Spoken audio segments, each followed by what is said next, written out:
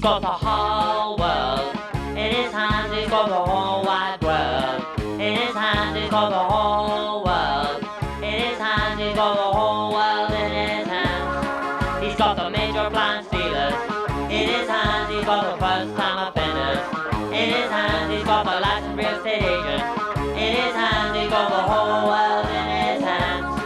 He's got the young dermatologist in his hands. He's got the bank loan officers in his hands. He's got the bad motorcycles in his hands. He's got the whole world in his hands. Good evening and welcome to the 2024 edition of What Just Happened.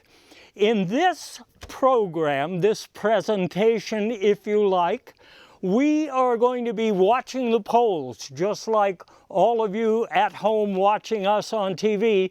And while we watch them, we're also going to make some observations about the electoral system in these United States, why it is what it is, how we could maybe fix it if we decide that it needs to be fixed.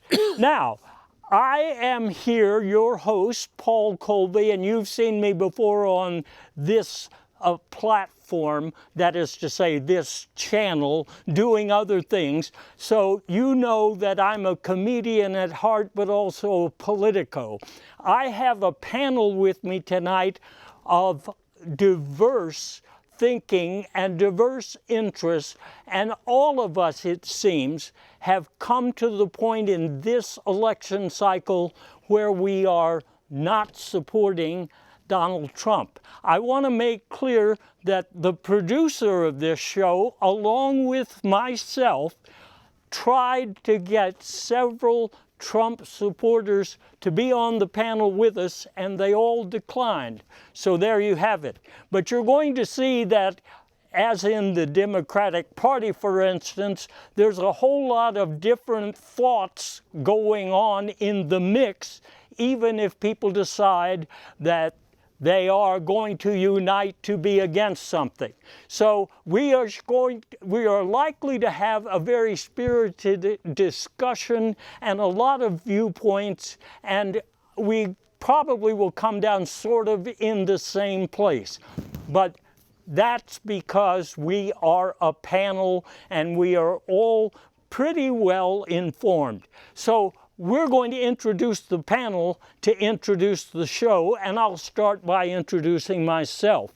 Politically, you could say that I am far left, progressive, independent, metaphysical.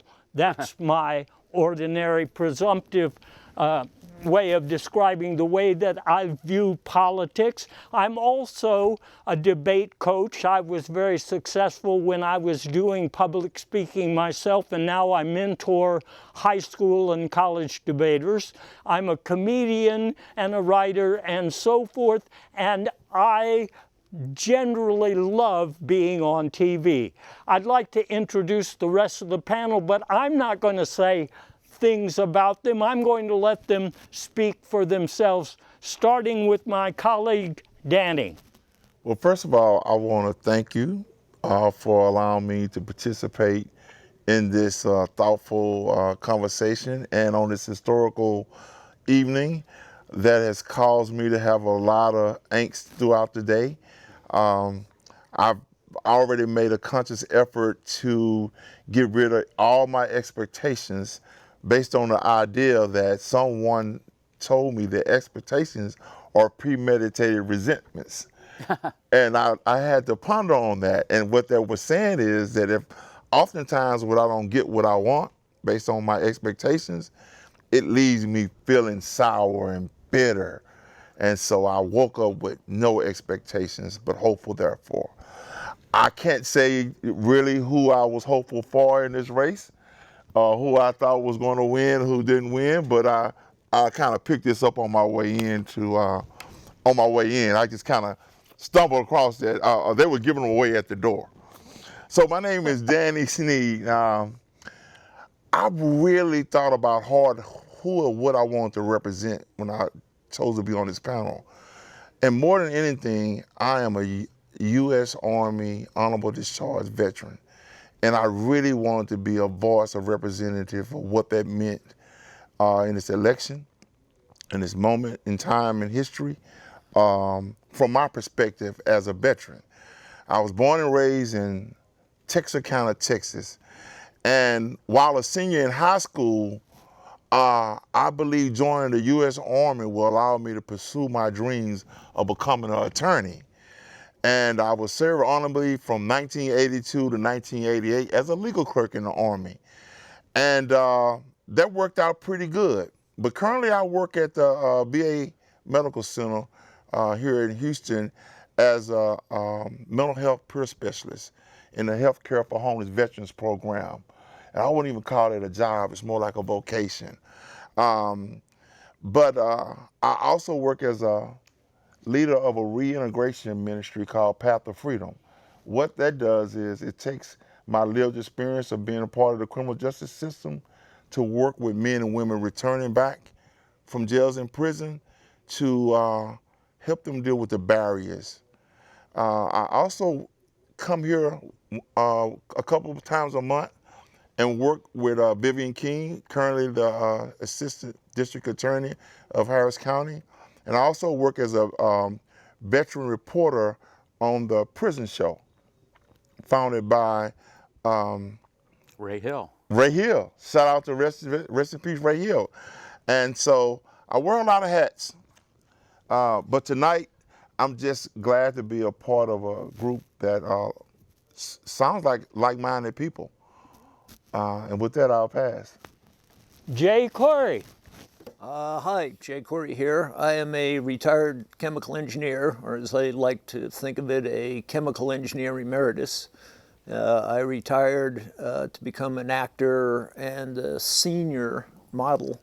And most guys, when they hit their midlife crisis, they date models. Being an engineer, I thought that would be a little bit expensive, so I became a model. But I would describe myself as a political moderate, perhaps fiscally conservative, socially progressive, but in the middle. But unfortunately, with our polarized nation these days, I'm in the middle, and the left thinks I'm a far-right lunatic, and the right thinks I'm a far-left lunatic. But I think I'm somewhere in the middle.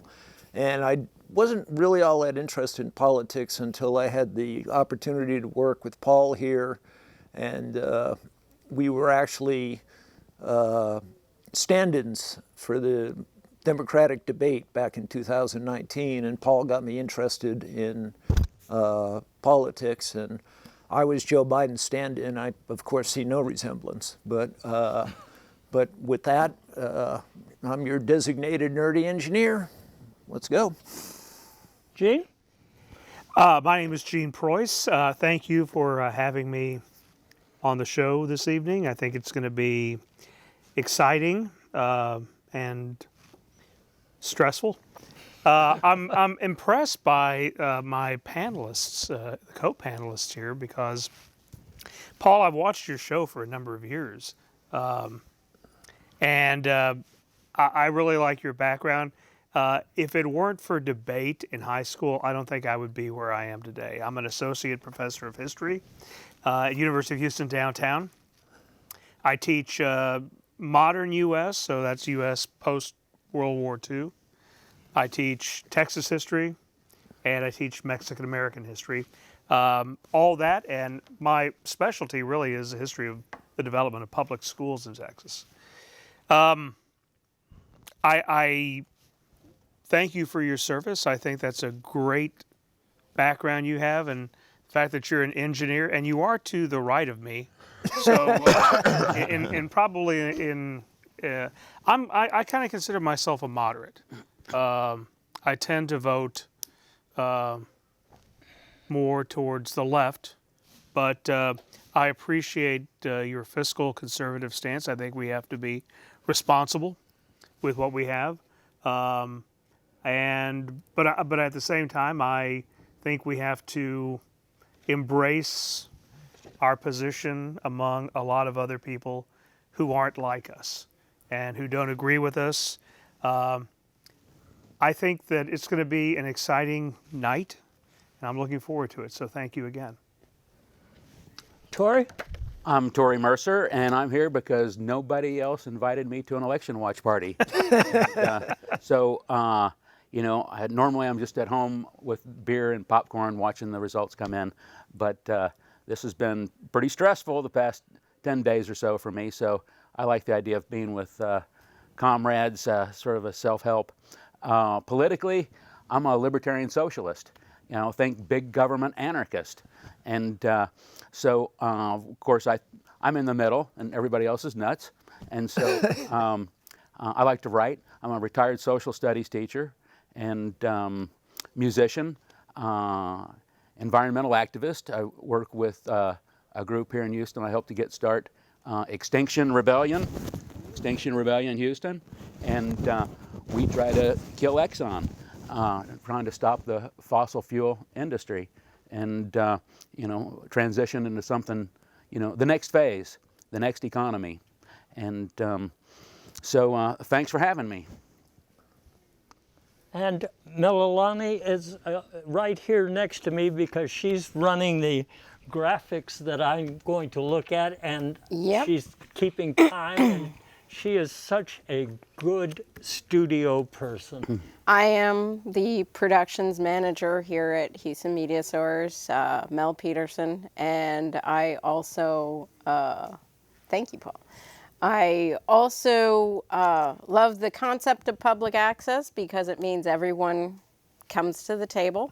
As Paul said, we invited people of various ideologies, and oftentimes they just never show up. But, we like to extend the invite at least because I prefer a good, rousing discussion and debate versus like everyone in agreement, which, even on one side of the bench, I don't think we'll ever have everyone in agreement. Right.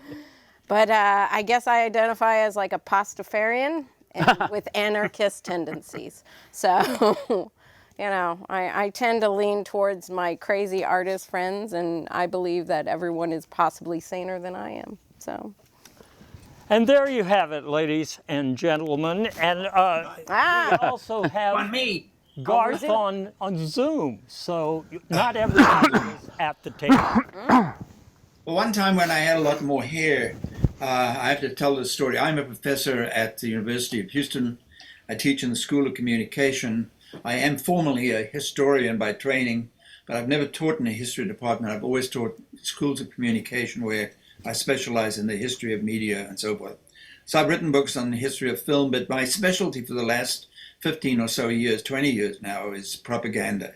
I've written a couple of books on that field, and so when I'm called upon to do these things, I have to take a semi-neutral position because teaching propaganda as I do, I have to always make clear to the students that whatever they say in class is going to be taken in a neutral position. Otherwise, it scares them away and they write nasty letters about this either a progressive professor or a commie professor in the class. So I've learned over the years to tell them everything that happens in this class is neutral. Now, I won't say that tonight because I am a confirmed liberal, I guess, with the word that's now used. It's not a dirty word anymore, at least I hope it isn't.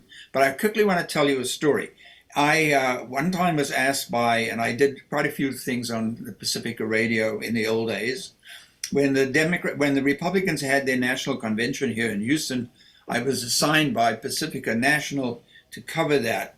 So they fitted me out with an outfit like Dan Rather, and I sent down onto the floor with this microphone and this thing behind my head.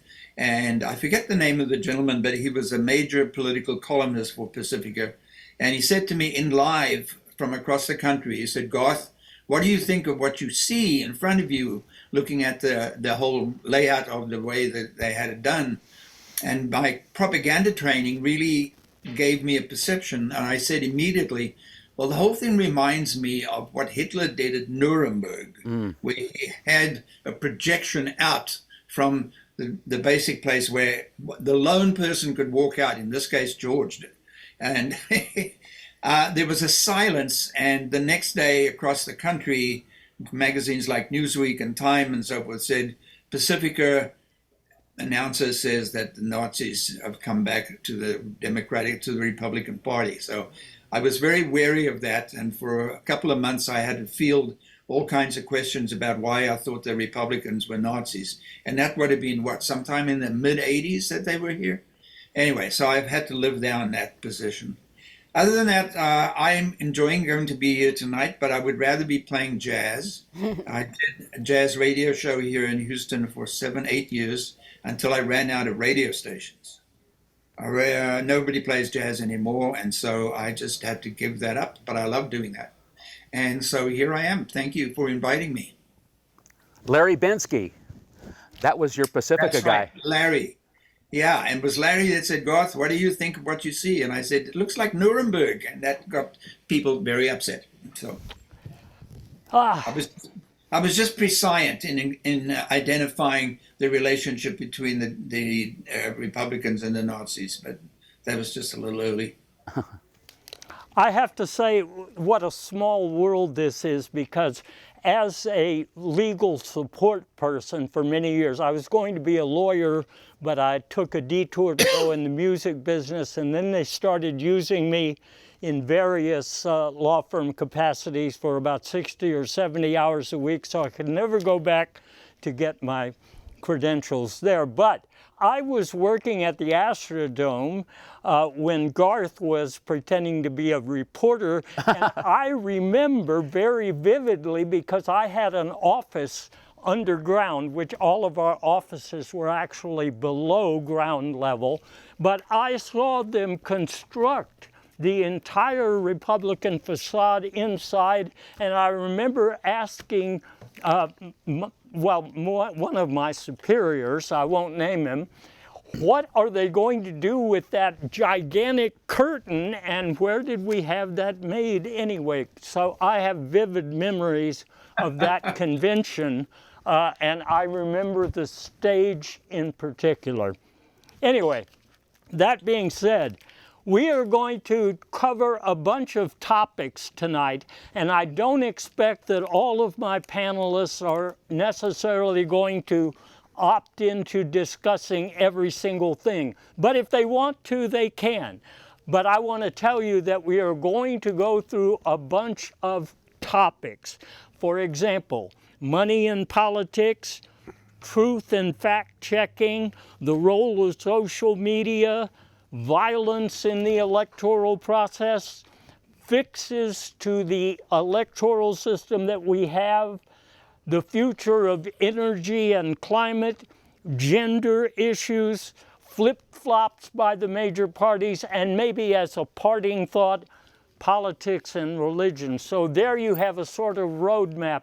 And in the meantime, in between all of our discussion, which would be juicy at times on these subjects, we're going to try to look at the results going on. Do we have anything significant happening right at the moment?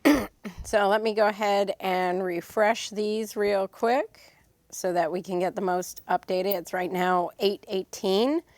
And currently for the presidential elections, we have Kamala at 99, which is 46.4%, and Donald Trump at 177, which is 52.4%. All right. So Mostly red states reporting at this point. Yeah. yes, and That's of total, course Bill? it's going to be a long That's a night. total, So yeah. hopefully after you're through watching us, you'll be still poring over the results of the returns, because it's going to be a long night, like I said. Let's start with money and politics, and I want to sort of introduce these topics and then turn them over to the group to see who has something to say. Finance reform has been talked about in the U.S. for a long time, and we never seem to get around to it. We spend a lot of money, a lot of money is spent in these campaigns. In fact, the numbers I have recently looked up say that we are approaching about $11 billion on this year's campaigns. If we just look at TV for the presidential races, we're already talking about $2 billion. In Texas, where we have Senator Ted Cruz being challenged by the newcomer Colin Allred, who has already been a representative, that is the most expensive Senate race in the country right now. And I have looked at one of the bigaboos that you hear all the time when far right politicians are talking about the sins of the Democratic Party. You often hear them talk about George Soros. And I looked it up. He's worth about $7.2 billion. I also happened to look up, just for comparison purposes, what Elon Musk was worth, and that's more like $263 billion. So when we talk about money spent in campaigns, especially the presidential campaign, look at what you've got going on. All of the money that's being spent, if we actually use that money for some of the needs that the candidates talk about wanting to address, wouldn't we be far ahead? So what do you guys have to say about that? Anybody? They keep, as you know, there's a lot of talk, and then there's constantly passing laws to keep excessive contributions from going. I think now they get around that by going, what is it, the super PACs, where they can spend as much money as want, as long as they don't quote unquote coordinate with the campaign. So that seems, not that I have an idea what to do about it, but and the other one is the amount of money you raise seems to determine the committee assignment you get in the House of Representatives, which to me is just asking for corruption. So I don't, and it's not clear to me how you can become quite wealthy on a salary of $172,000 a year and free parking at National Airport. So my theory, and open to everyone, is they seem to sell a lot of books. So I'm wondering if the campaign buys a lot of books, stuffs them in a warehouse somewhere, and that way you translate campaign money into funds for the candidate. But this is a little bit over my head. Anyone else have any? Well, so from a layman's perspective, and someone that's not really versed on it, I just believe that neither party wants to change that, because I think they both benefit from it. And as long as it's a money grab, people are making money. We live in a capitalist society, and when it comes to when money's involved, then everybody at the table is eating, and so they're going to talk about changing, but when they walk away, nobody's really want to introduce any legislation that's passable, that's going to reform anything. What has happened over the years, instead of it moving the other way, it went extremely the other way. At one point, they was getting a restraint on it and punishing people and looking for where the money came from. And then they decided, let's stop doing that. Let's open it up where as much money can be spent. And it's not too long ago they changed some laws that you were speaking on that allowed the super PACs to come in. And that was a bipartisan agreement. It wasn't one side that voted in, both sides agreed. Or it would have never passed. I can say that a lot of things in this country could be solved by saying, is this a good system? Is it not a good system? Nobody in their right mind thinks that we should be spending the kind of money on politics getting elected that we do in this country.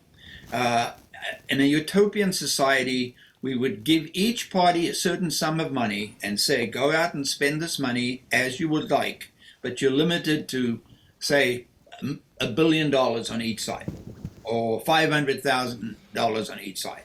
And just divide the money up equally between the two parties, and we have a two-party system, and let them spend it as they wish. But to look at the kind of money that has been spent on the senatorial race here in Texas is obscene. I mean, that's the only word you can use, is that the amount of money spent on politics in this country is obscene. And as you say, it raises all kinds of questions. How do you become a millionaire and at 3 years or 3 stints in the Congress, and you can leave the Congress with a couple of $1 billion? I mean, it's just obscene. It doesn't have any logic to it, other than we need to divide the money up equally between the two parties and say, go at it when this is the limitation you have. For one thing, it would make a lot more pleasant television than having to watch all the crap that we have to watch in the last couple of weeks, months. So do you think the kind of tying into propaganda, do you think political ads that they spend all this money on actually sway voters one way or the other? Or? I guess the answer to that, if I had a real answer to that, I would be a very rich man myself. But I say to you that it some does work, some doesn't. And the mood of the country dictates to a large extent what kinds of commercials. I mean, how can anybody, I get back to this logical thing again, how can anybody in their right mind convince you to vote for a person, and I won't define all his characteristics, but a person like Donald Trump to become president of the greatest nation on this earth, as we say? How can anybody in their right mind go to sleep at night and vote for somebody like that? It makes no sense. I mean, it's just crazy. I want to tag on to the professor's comments and also to Danny's. Obviously, what happens in our current system is that if you are an incumbent, you've got no reason to vote for any kind of finance reform, whether you're a Republican or a Democrat. And I go back, some of you may have actually looked at my Draft Colby websites when I used to do that. I've stopped doing it recently.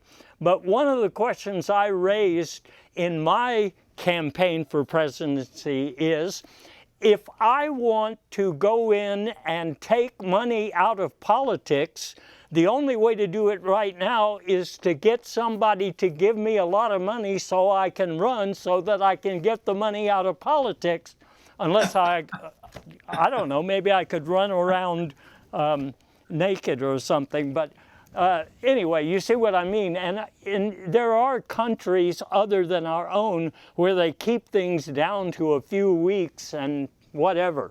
Tori, you want to add in? Yeah, 2 points. Money in politics, where does that money go? It's going to these TV networks that are just sucking up the campaign cash. And, you know, these are licensed by the FCC, you know, all these big, you know, networks. And so one quick fix would be like, you know, just eliminate that. You know, they shouldn't be taking money for campaigns. They should be required to air things as a, you know, public service. Right. And then what's really got me upset is all the money that's coming from, you know, not just regular political action campaigns, but some that are even should be registering as foreign agents, like AIPAC. Okay, how do they get to be legal as a political action campaign when they're essentially working as an agent for a foreign government?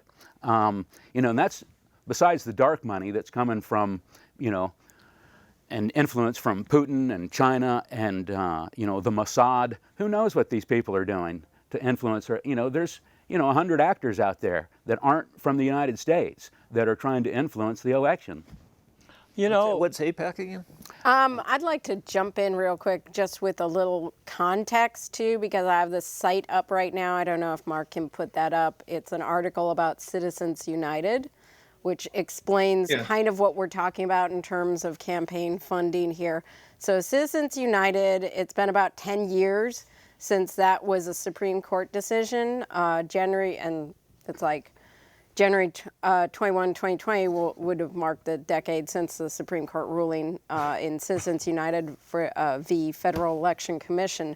Controversial decision that reversed centuries-old campaign finance restrictions and enabled corporations and other outside groups to spend unlimited funds on elections. And while wealthy donors, corporations, and special interest groups have long had an outside influence in elections, that sway has dramatically expanded since the Citizens United decisions, with negative repercussions for American democracy and the fight against political corruption. And this is a very brief explainer, but what is Citizens United? A conservative nonprofit group called Citizens United challenged campaign finance rules after the FEC stopped it from promoting and airing a film criticizing presidential candidate Hillary Clinton too close to the presidential primaries. A 5-4 majority of the Supreme Court sided with Citizens United, ruling that corporations and other outside groups can spend unlimited money on elections. So that's Right. I what got want us here. So let me it would be nice if we didn't spend all that money, but how can I tell somebody, Danny, you can't spend money on new hats since you wear a lot of hats, right? You, Paul, cannot buy any more white shoes. You cannot, you can't tell people what they can't spend money on. You can't put caps on there. The idea, and you can limit maybe how much a campaign could spend. We used to do that, right? We used to put limits on it. But with the PACs, it's really taken the brakes off of all that. And with the Citizens United case, right? You're right. You're absolutely right. All the money, where's all that? How many billions of dollars is going to television, to media outlets, to events that to platforms that host these events, right? To rent the debate arena, to pay for the announcers. That's where a lot of that is going. And to get into office, your people are going to tell you, how much money can you raise, right? It's all about raising money. It would be nice if that money could go somewhere else, but we cannot. I don't see how we can tell people, hey, instead of spending it on a political campaign, you should be feeding the homeless. You should, give it to your religious organization. That's kind of beyond our reach. But I do think, it is about propaganda. I mean, does it work? I mean, obviously it does, because people are spending a lot of money on it. I mean, all you have to do is look at social media, and you see that it does have an effect. And junk information has an effect. And it's getting worse. It's getting worse. Yeah. Yeah. How do you, and I'm glad. I mean, one of the good benefits, I think, is I am seeing commercials and institutions like Stanford coming out with, how do we teach people how to discern what is good information from bad information? Where do we get our knowledge? This epistemological question, right? How do we know what we know, and is it worth knowing? I mean, I think that's an important question. I mean, that's where I'd like to see some of this money going, instead of, because all the commercials are the same. I mean, they've got a template, right? Take out, this person's a bad, evil person. Insert candidate of your choice. Insert hot button. Exactly. Right there. But society has gotten away from the biggest thing, because I have a 13-year-old grandson. And the trend that I've seen, not with just the youth, but the people that I went to high school with, is people got away from reading. And here's my example to make the case why people get away from reading. Say you buy a new phone. A few years ago when you got the phone, it came with a instruction manual. They don't even give you the manual anymore. Now you have to Q code it. And then you have to open up the Q code, and then you got to read it by scrolling. So now people really don't want to do that. But they'll buy a $1,000 phone. It has all these features, can do all these amazing things.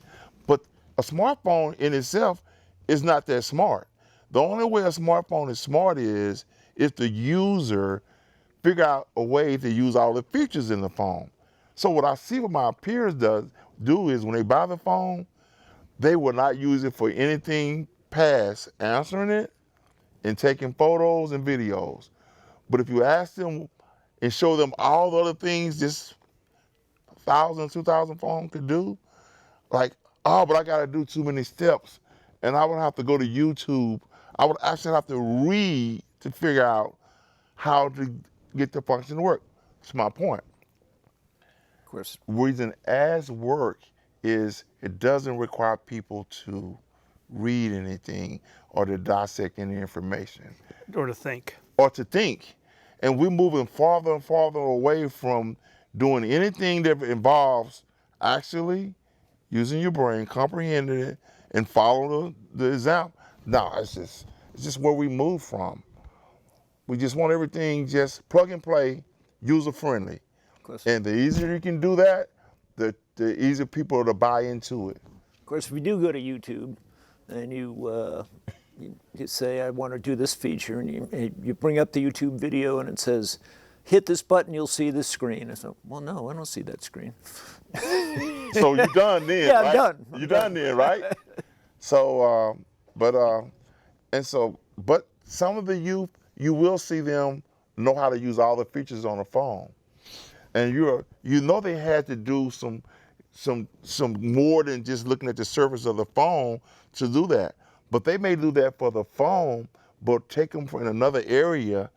They like, no, I can't do it when it comes to education or something. But I Well, digress. and just to like jump in a little bit on that point, because yeah, I do think that things have gotten overly simplistic. Like life is complicated. Life is complications and requires more research than just the thing good, thing bad, you know? But that is where we've kind of, and even media training has gone there, because I took a GLAD media training workshop online, and their advice was basically like, you have your supporters, you have your detractors, and you have your movable middle. And so if, like, say you got a sudden interview with CNN tomorrow and you had to discuss transgender issues or something like it, they were like, if the reporter asks you to reiterate something that you've heard in the news that's negative, they said, do not repeat the information, because the soundbite alone of repeating what they said is just reinforcing their point. So instead, say, I can't speak on that, but this is what I do know and what I can tell you, and also these are the agencies you should go to, or the people you should go to who are part of that community and who can represent themselves. So it's like, if you're speaking on behalf of someone, always point to the actual community to get clarification on that, but also never repeat the negative things you hear in the propaganda, because that's just subconsciously reinforcing it for the masses. I strongly support that.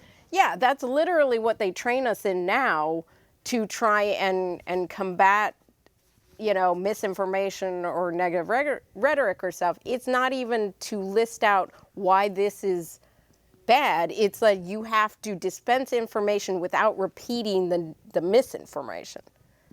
So. You know, while we've got a propaganda expert here, I would really like to pick Garth's brain about how Trump is basically a media-created monster. You know, with you know, the Murdoch media, you know, lies after lies, you know, through Fox News over decades now, you know, plus Trump, whenever he gets in front of a microphone, it's just the same lies over and over and over again, soundbite after soundbite, until it gets into the psyche of 50% of the population. I mean, this has got to be, you know, Goebbels' proudest moment. You know, Well, it's very true. My wife keeps asking me whenever we watch Donald Trump do one of his things, why don't they arrest that man? Why don't they? Isn't he saying what is illegal? Why can't we arrest him when he's spurring some kind of harm against somebody? When he said the other day about pointing rifles at Miss what's her name? You know, can he be arrested for that? Well, unfortunately, our laws in this country are good and they are useful, and the country's founded on them, but they prevent a lot of good things from happening. The Citizens United was, I guess, one of the worst things that's ever happened. It happened sort of in an underground way, in the sense that it was not quite as polarizing for the general public. Did they fully understand what the ramifications of that particular decision was? And we are now seeing exactly what has happened as a result of Citizens United, where the corporations have taken over the funding of our fundamental political system.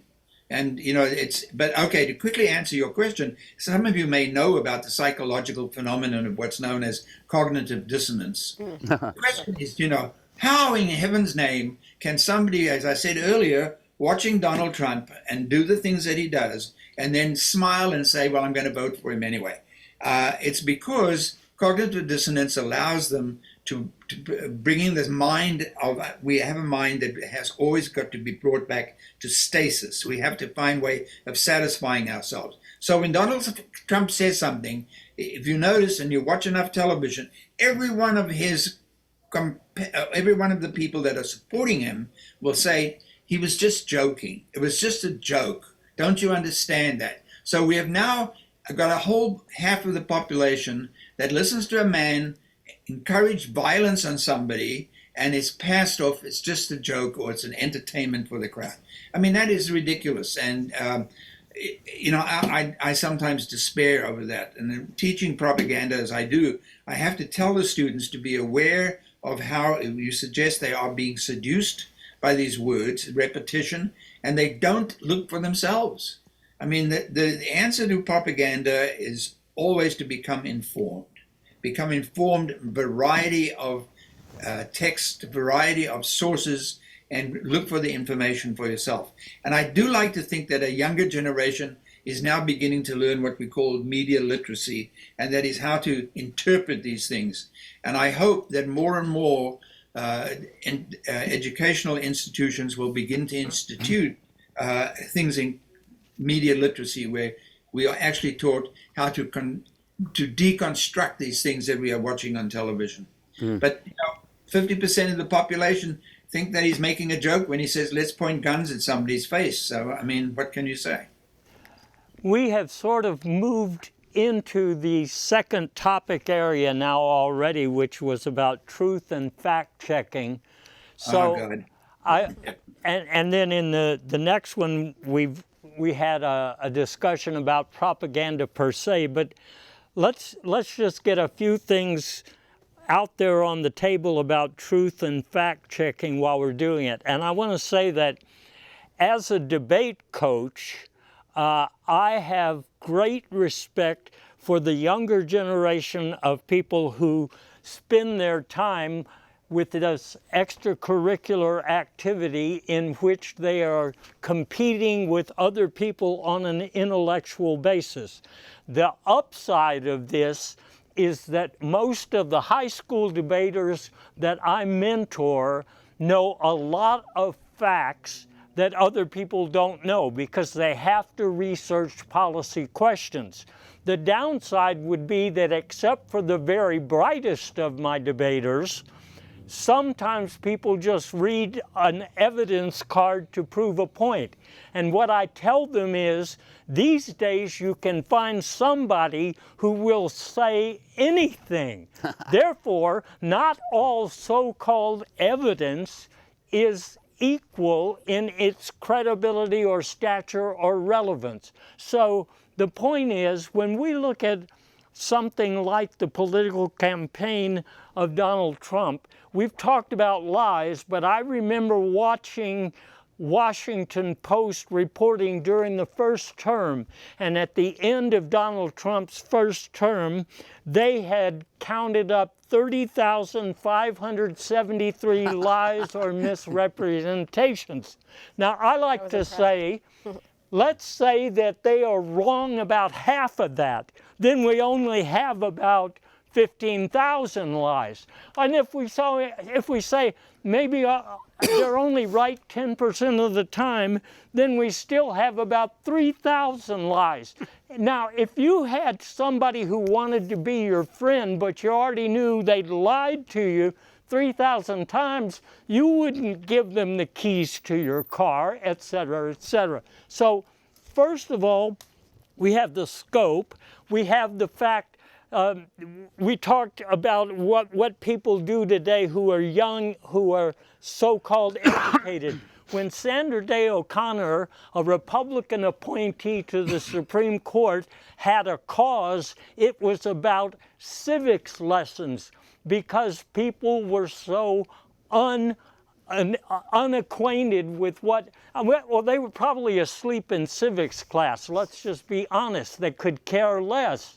But if one of the, and so like I say, good ideas, I don't care if they come from Republicans or Democrats, liberals or conservatives, if they're a good idea, I'm all for it. And in her case, if we had more people aware of civics lessons that they should have learned, they would be saying to Donald Trump, and like some of my debaters do, they'd say, well, that can't be true because I know these other things that are facts and they can't both be true. In the case of people supporting Trump, you have guys like Elon Musk who come along and they recalibrate the story about Dominion voting machines after the fact that Fox News had to pay over $700 million for telling fibs about Dominion's voting machines. So I take it to the rest of you. The preponderance of lies is overwhelming, and the only way that we deal with all of the lies is to have people better informed so that they know it's a lie. They're not asleep, as Garth was saying. They can be programmed with this propaganda, especially if they don't know the facts. But do you think repeating, and this may be a question for Garth as well, I mean, I deal with that. I probably spend too much time on Facebook arguing with people, even though it's unproductive. But what I don't understand is you can present them a clearly defined fact that's easy to prove, and they'll just tell you you're wrong, it's fake news. Is that because they're just married to the lie, or is that? Well, sometimes I think that they want something to be true so much that they substitute that for reality. I mean, but it's become normalized. So what I realize is that the person I'm talking to has created his truth not based on facts. But once he accepts that, I accept that that's his truth. And I don't try to argue against where he's already decided to be, because I'm not going to convince him. He's already made up his mind that there is a acceptable way in the culture now that truth is subjective. It's no matter how many books, you can't get the dictionary, there's no tool you can pull out and say, see, read right here, it says this. Well, someone easily argue like, well, who wrote that? Well, the person that produced that, how do you know?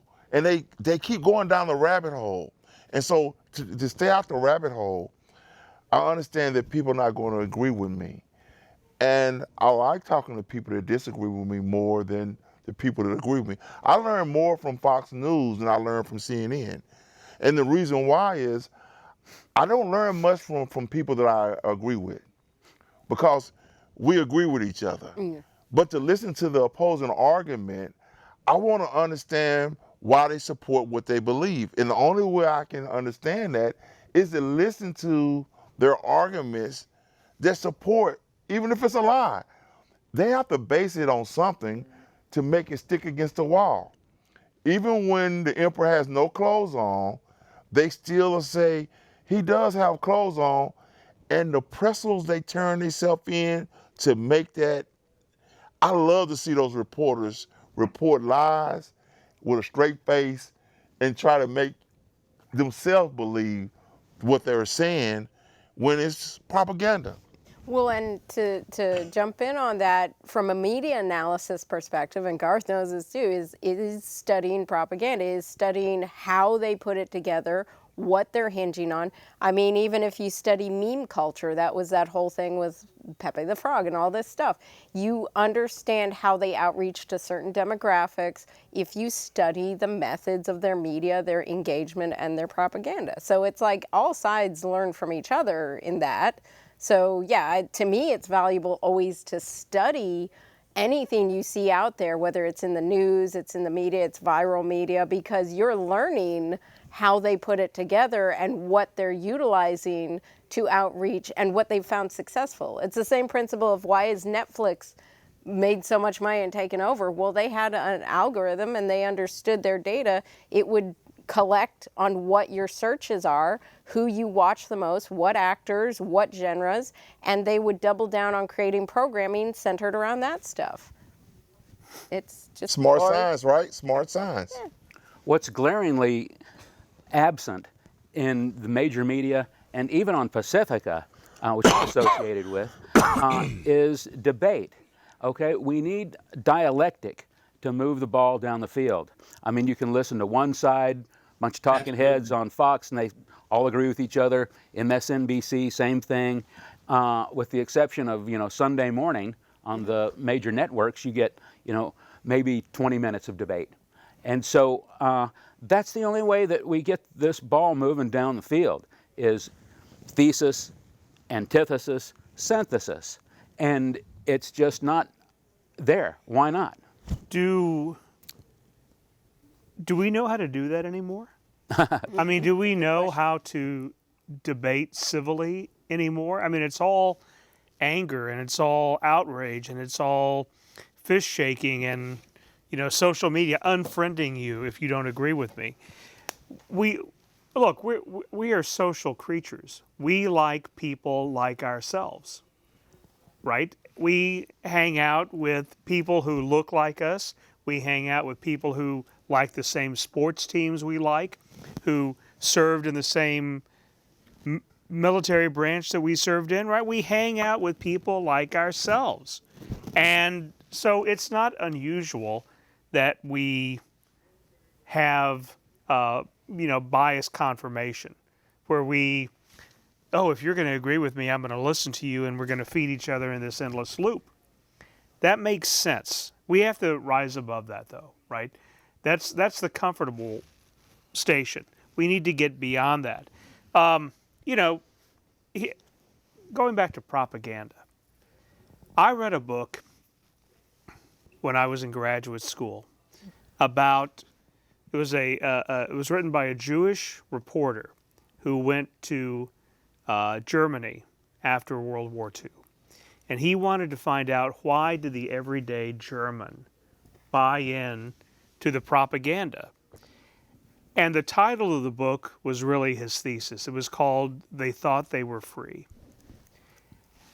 They had convinced themselves that this was the way to freedom. This was the way to rebuild their country. This was the way to make Germany great again. And yeah, we're going to hurt some people, but to make an omelet, you got to break some eggs. And as long as it wasn't somebody they knew, or as long as it was the other, that was acceptable. And I think we've kind of gotten back to that, where we don't. I mean, I like to blame this on another history PhD, Newt Gingrich, who said, "Oh, Democrats and Republicans, you can't associate with one another." And he put that rule up in the House that they couldn't cross the aisle and go fishing together or go, play baseball together or drive cars together. And that has been going on for 30 years. And so is it any wonder that we don't have these civil discourses? I'm like you're saying, is that I like that debate. I like to hear, and I've got a very good friend of mine I went to graduate school with in the 1990s. He is way on the right, I'm on the left, and we would have debates all night, but we're still very good friends. And I love that guy because we can put that aside and we can agree on things. And I think most people don't do that. I played in many bands over the years, and what was interesting in the bands was that, in a 5-person band that I was last in, I was the far left, and then there was somebody who was an old yellow dog Democrat, and there was somebody who called himself a moderate, and there was somebody who was sort of right-wing, and then there was a right-wing nut. But when we played music, we didn't even worry about that. You harmonized. Yeah. Isn't it funny the way entertainment does that, though? It's like you could be in a room with everyone. What was it? Paul Lynde always used to say that he loved playing to conservatives because they laughed the hardest at his jokes. Right. And we've talked about debate. One reason that I have spent the last 15 years, 13, educating high school debaters is because when people have to debate both sides of an argument for a whole year on a policy question, then at the end of it, I can ask them, so what do you really think? But they've learned the arguments on both sides, and they can be convincing. They can. I mean, you wouldn't know in a debate if I draw negative and I'm going to defend such and such, and this disadvantage is going to lead to the extinction of the species. I can do it, and they learn to do it convincingly, and at the same time, they know all of the sides of the question, but they actually have a belief at the end of it. Yes, as an important person, I can tell you, here's what should be our farm subsidy policy or our nuclear weapons control policy. Yeah. I remember a TV show when I was a kid in the 60s and 70s, Firing Line, William Buckley, and it was just great debate. And he would bring on, he was a right-winger, and my dad was a right-winger, so it was always on in the background. And it was, you'd hear Gore Vidal debate. Who's the guy that's called Trump's brain, his lawyer, his mentor? Cohn. Yeah. And so, like, these guys, this was an amazing, it's on YouTube now. Go back and watch it. I love it. I've watched it several times. It's an amazing debate. And, it was just endless intellectual cotton candy for somebody like me who loves debate. And it was an hour of debate every week, hard with, stars of the left and the right back in the day. And I think Noam Chomsky was even on back in the mid-'60s. And so nowadays, that's just like a live wire. Nobody's going to touch that stuff. I don't know why. I met Buckley. Oh, yeah, cool. In high school, I grew up outside of San Antonio, a little town called New Braunfels. And in San Antonio, Trinity University used to have these speaker series. One of the persons I saw was Ted Koppel. Nightline had just come on, and he was making his rounds doing speaking. And Ted Koppel made a statement at his presentation that I just could not believe. I was in high school. He said, studies show 95% of the people believe what they see on television. I was like, that cannot be true. There's no way, right? And so he was talking about how journalists had a responsibility to be objective, to be factual. And I just could not believe that people were that gullible. But I've looked up the numbers, and sure enough, when he said that, he was right. Yeah. Well, in the 1930s, it was radio, as right. the Nazis found out. Or the War of the Worlds. People believed that was going on, right? It's on the radio. It must be true. Right. Let's take Poland. It's on social media. It's on Facebook. It must be true. Yeah. Well, 2% of the society believe that the world is flat. It's not. They still believe that, yeah. Well, but there is some objective truth out there. I think we touched on that. I mean, 1 + 1 is not 27, at least not in normal math. 1 + 1 is 2. Not in base 10. Yeah. So I don't care how many times you hear that 1 + 1 is 27. It's just not true. And I don't know why people, if they're told 1 + 1 equals 27 enough, and you tell them 1 + 1 equals 2, they'll call you names and block. Well, it's because it's fake news, and anything that's labeled fake news is considered to be fake news by those people who believe it. I mean, that's the problem. Donald Trump can say anything and make it true by simply saying it. I mean, I'm picking on Trump because he's a fantastic case study for people who study propaganda. The ability, and this is why he's compared to Hitler, because he has the canny ability to tune in to some kind of system that people will adhere to, because they might have a slight mention of this. Let me give you a classic example of this, and that is the cats and dogs being eaten by a Haitian. Somewhere that was mentioned in a radio program in Springfield. And it suddenly was something was picked up by J.D. Vance and advanced and advanced. Now you have, 40% of Republicans who actually believe that. And no matter how much you confront them with, quote, facts, whatever they are, they will not change their mind. I mean, because it tunes into something they want to believe. They want to believe that we have immigrants in this country who are kidnapping animals and creating barbecue out of them. And that's the way propaganda works, and that is to find a sensitivity or an issue. And Hitler happened to come at the point when Germany was economically destroyed and came up with what he said, much like Trump, that he had a solution, and all of those little pieces that were put together blaming essentially on the fact that the Jews were responsible for Germany's problem. Mm-hmm. And he was then able to advance on that. But of course, he was touching on a sensitivity to Jews in Europe that had been going on for almost 2,000 years. So, I mean, it wasn't as if he suddenly picked anti-Semitism out of his brain. He knew that there was a strong strain of anti-Semitism in Europe which could be played against. And when looked at on the reality that Jews were predominantly intellectuals, doctors, lawyers, and so forth and so on, he found a sensitive spot.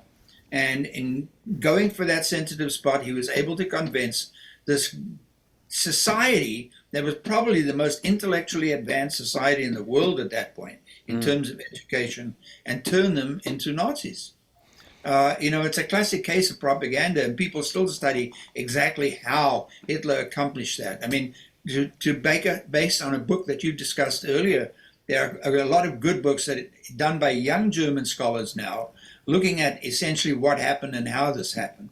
One I can recommend is called Hitler's Willing Accomplices, because it is not the story that there were a whole bunch of German population who say, oh, I was not a Nazi, I didn't know what was going on. The vast majority of German public bought into the Nazi system. Even though they weren't members of the actual Nazi party, they bought into the Nazi party system, which is the same thing today with the MAGAs. I mean, how can half the American population believe the crap that they hear coming out of Donald Trump's mouth? It just befuddles me. I like to think that I've studied the subject long enough, but I can't really account for why half this population in this country will believe the crap that comes out of his mouth. Well, Go ahead. So do you think there's hope? Or are we spiraling down, or is there hope we can pull out of this? Or? Well, I don't see, unless, what we do know about things that are ingrained into people in propaganda is it requires a major shift in some kind of behavioral perspective that is going to make people think otherwise. And the worst thing I can think about, God forbid, is that Trump gets elected and we have 4 years of the most incredibly destructive economic system that this country has ever seen. And that's what's been predicted by many, many economic experts, that if we implement Trump's economic plans for this country, the tariffs, etc., that we will be confronted with a depression that would make 1930s look like a school dance. So I hate to think that we have to destroy the country in order to restore it, but it's going to take something really dramatic to switch the mind of the MAGAs out there, and I'm not quite sure what that is. We need a Marshall Plan and occupation by Norway or something. Yeah, that's true. Mel?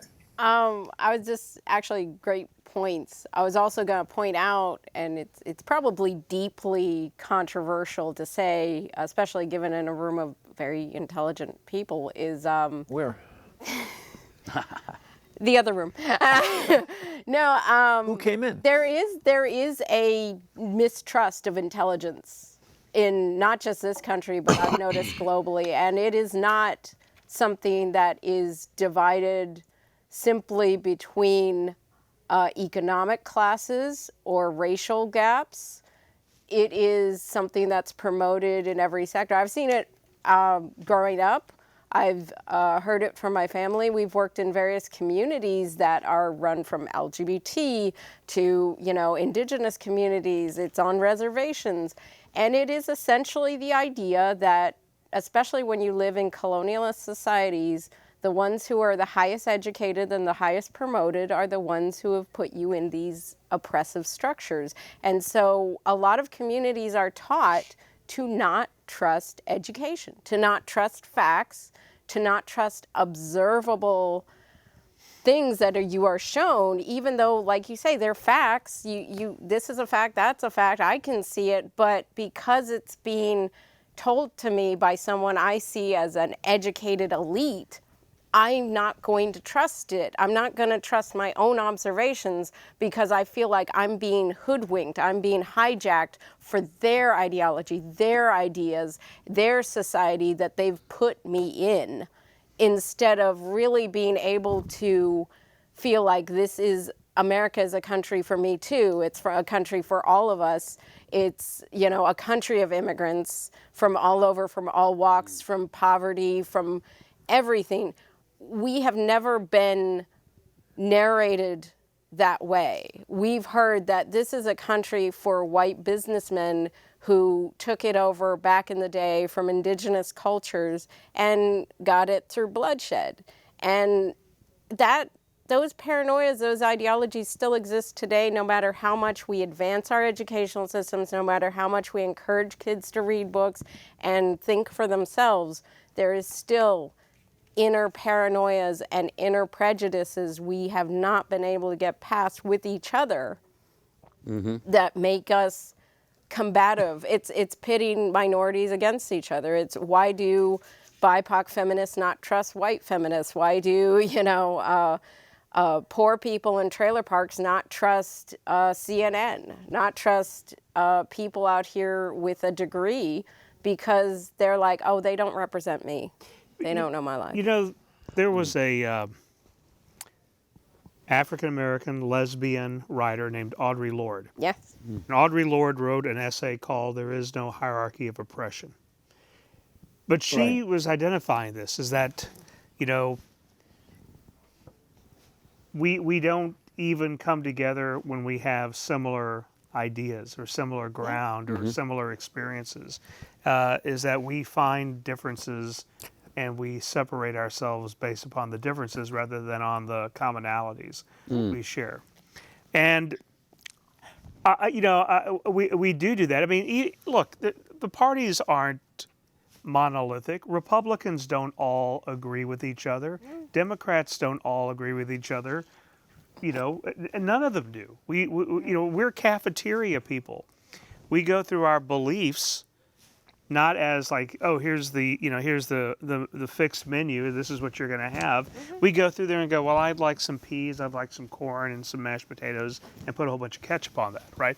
That's how we go through life. And that's how we go through our belief systems. And we pick things. I like this, you know, and it's crazy. You're talking about people who used to debate. So I said I had met Buckley. So he was debating John Kenneth Galbraith. And I was like, wow, both of these people are so impressive because they're so articulate. And so I went down and I watched them. And they had this great, and it was kind of like watching Steve Martin and Martin Short talk, right? There's insults and barbs and debate. And I said, oh, that's so good. And then I realized, wait a second, I bet these guys do this 100 times a year. Oh yeah. Right? They probably go out to lunch afterwards. They have a few drinks at the bar at the hotel before they turn in for the night. They've been doing this for a long time. And they had found out a way of overcoming those barriers, right? And working together.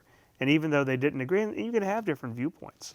Yeah, well, it's like you said, it's the inherent differences we hinge on more. But there's a gentleman who goes out and outreaches to the KKK.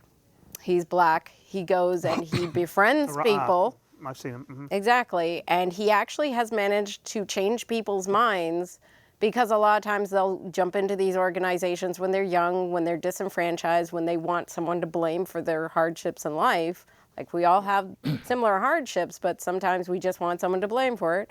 And, you know, they live in communities that have already supported these sorts of narrative. It's like, oh, you know, you don't have pride in being a white man because of this group or something. But he outreaches to them and he finds commonalities. They go fishing. They find things they enjoy together. And by simply connecting on a human level to understanding that, hey, I have dinner, you have dinner, we all bleed red, you know, it's like, that's given him more success to try and put himself in spaces, like we were saying earlier, put yourself in spaces where you don't feel invited or belong, but your mere presence changes people's minds. I want to say that we have already sort of covered the third topic area, but not entirely, because it was about the role of social media. And when we talk about how this present situation has grown, it used to be that we were talking about what's on television as credible. Now we're talking about social media, which is a whole new baby in the equation. And as just an example of how things work here, you had the case of Elon Musk, who you probably recognize.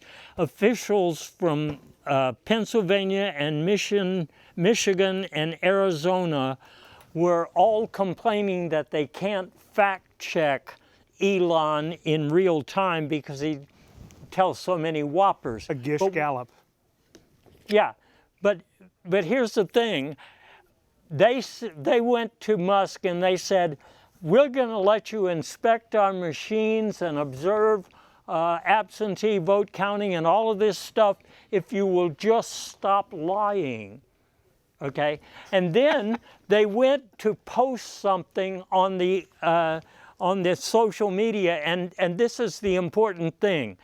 When somebody like Musk, in this example, posted one thing and got 7 million retweets, these election officials got 50 retweets versus 7 million, which is how mechanically this kind of stuff can spread. So like we have already seen in this election, we have seen drop boxes for votes being set on fire, but the real fire is that when you have 200 million people looking at your tweets and retweeting, then it's like the mathematics is against you there. So to really attack the propaganda and the misinformation and these truths, the things that we're talking about, finding our commonality, is certainly something on the table, and certainly we need to do more of that.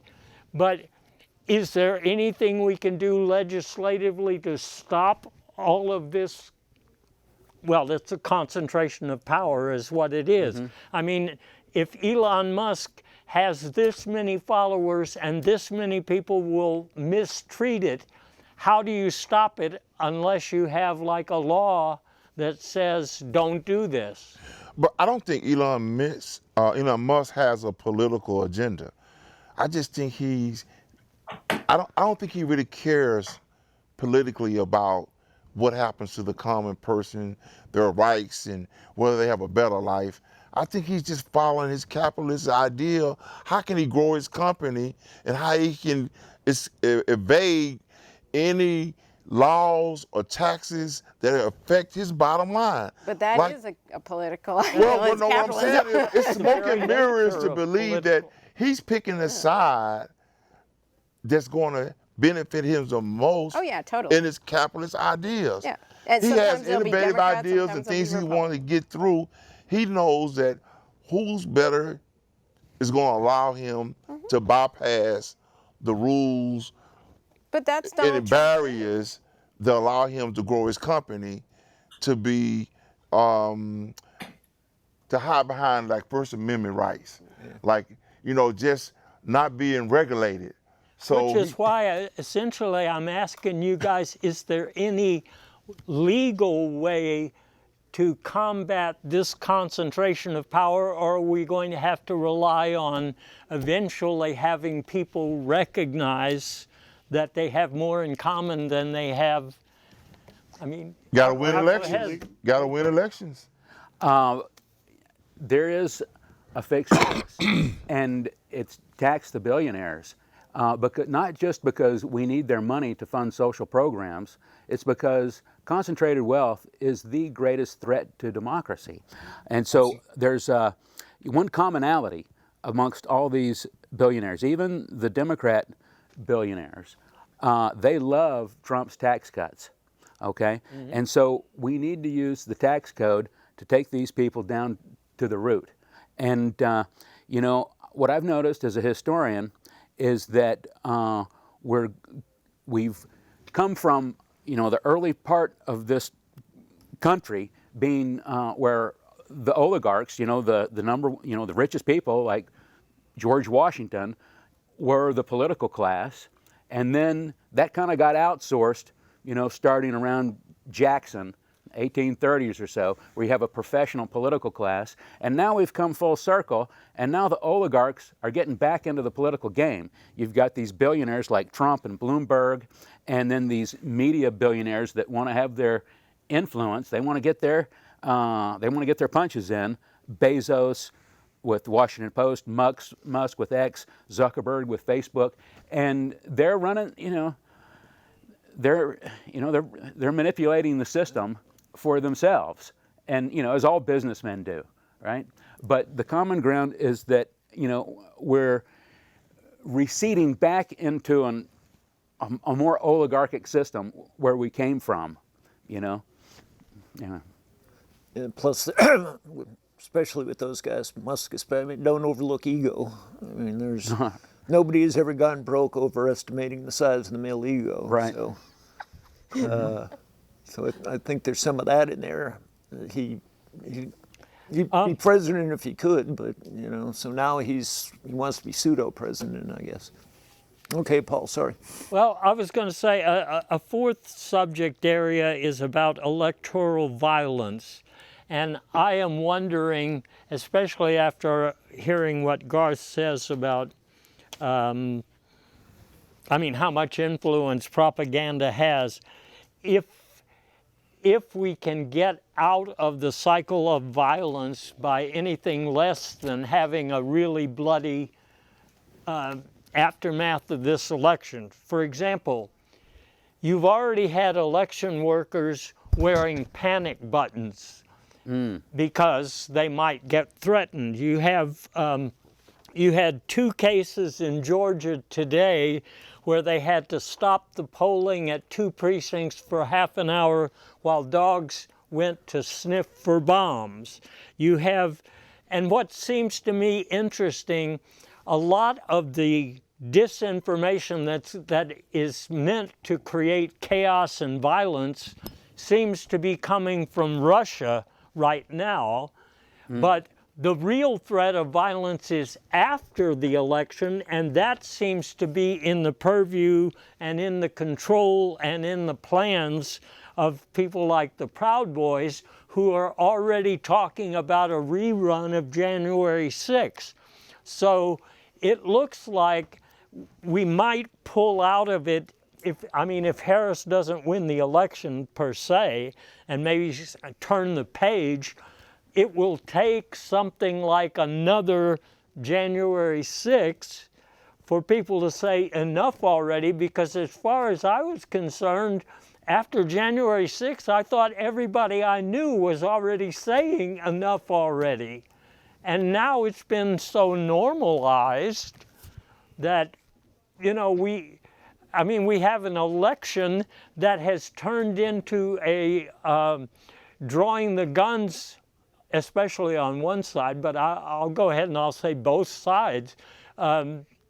Like you used to resolve things by voting and, take somebody's job away if they're doing a bad job. Now it's like, I don't accept the results of the election unless we win, and if we don't, I'm going to be violent. So. But that's the whole tenet of having regular elections, having debates is assuming that we're going to live in a civilized society, right? We all have the candidates conceding to each other.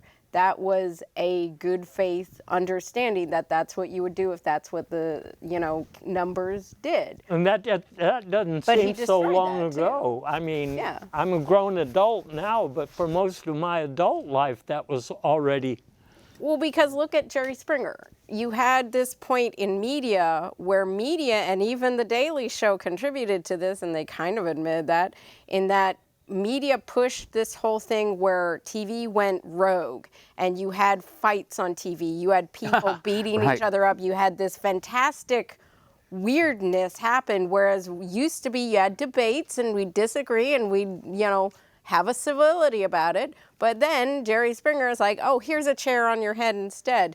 That started translating from media into our actual real world institutions. And the government was no exception. It just took longer to eventually get there. But when Donald Trump became president, he comes from a reality TV show background. Right. What did you think he was going to do? He was going to bring that sensibility into reality. Might have 'Cause that's started how he with views it. professional wrestling, There you go. fake violence, and then it's Jerry Springer, Right. and Even now the fake it's violence hurts, though. But it has, I'd like. go ahead, sir. Go ahead. I'd like to get Garth to weigh in. I mean, we don't have the SA and the SS, but do you think there's a night of the broken glass in our future? Or?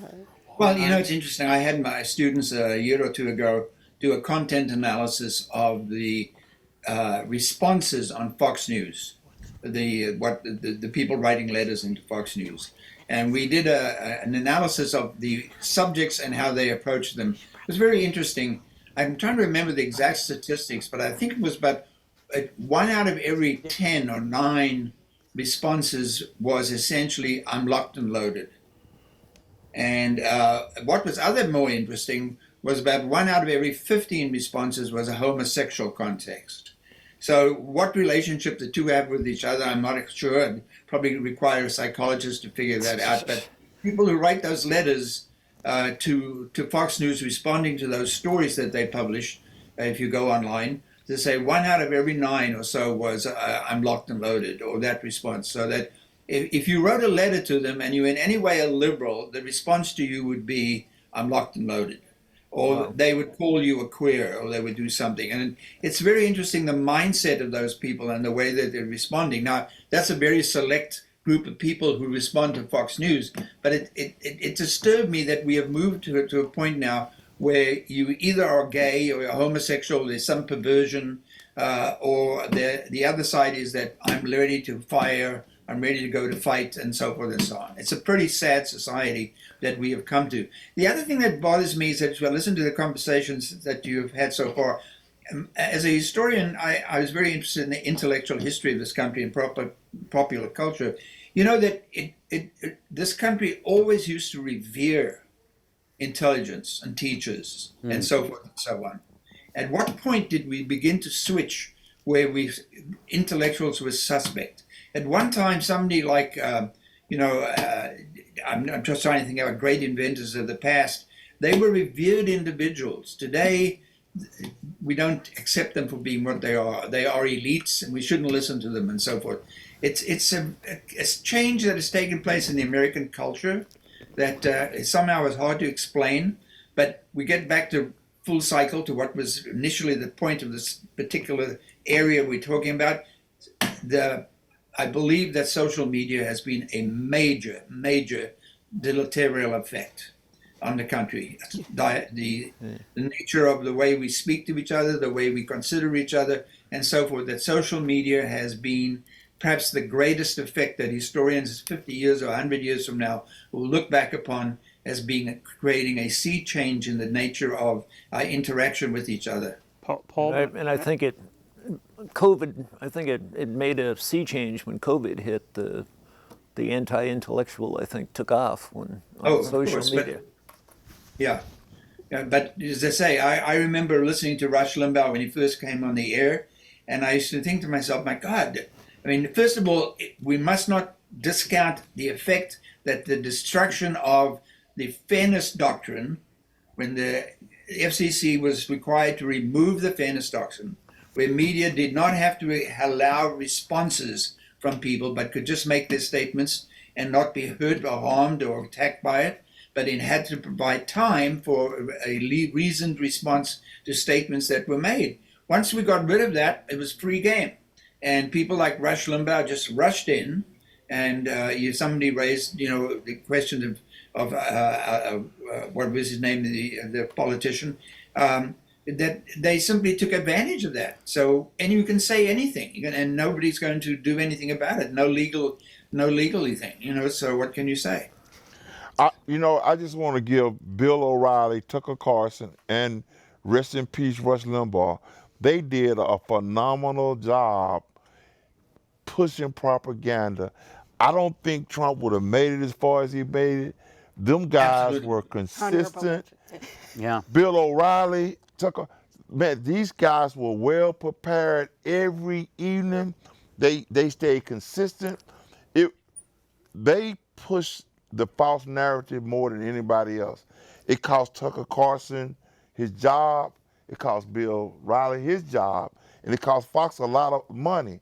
But at the end, to them, it seemed like it was all worth the risk, at the moment.